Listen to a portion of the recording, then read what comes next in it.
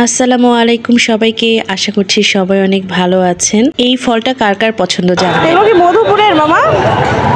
এই থেকে তো মধুপুরি থাকে না, বাইরে আনতে গেলে তো মনে করেন কেরিং খরচে পোষাবে না। হ্যাঁ, কিন্তু এগুলা ফুলবাড়িয়ার না, ফুলবাড়িয়ার ফুলবাড়িয়ার তো আছে আছে ক্যাশের গঞ্জে, মনে করেন তাহলে ভাড়া কত যাবে, তাই না? তাহলে এগুলো কোথাকার? এগুলো মধুপুরের, তার কাছে তো মধুপুরি।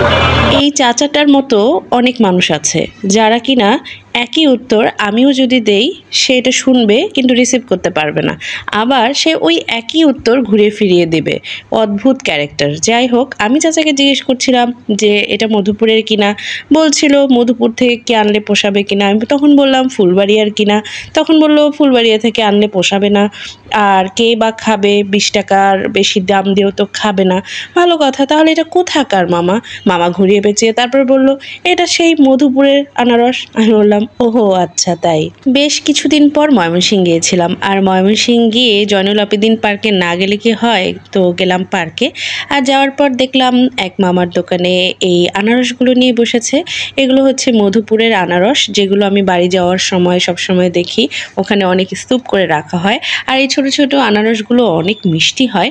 যদিও আনারস আমার ততটা পছন্দের ফল না, কিন্তু এটা সাইজ দেখলে না খেয়ে কিন্তু উপায় নেই, মনে হবে যে খাই।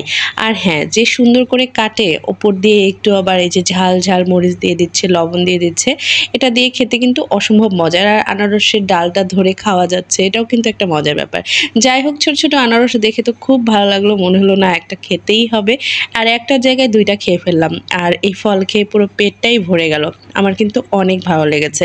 আর এখন যেহেতু আনারসের সিজন, আর আমাদের এটা দেশি ফল, দেশে যে কোনো ফলই কিন্তু খাওয়া উচিত। এরপর গিয়েছিলাম আমাদের পুরনো আড্ডার জায়গায়। আর এখন এই রেস্টুরেন্টটার নাম নতুন নামকরণ করা হয়েছে অ্যারাবিয়ান নাইটস। এখানে গিয়ে একটু কফি চুমুকের সাথে ছোট্ট একটা আড্ডার পর্ব হয়ে গেল।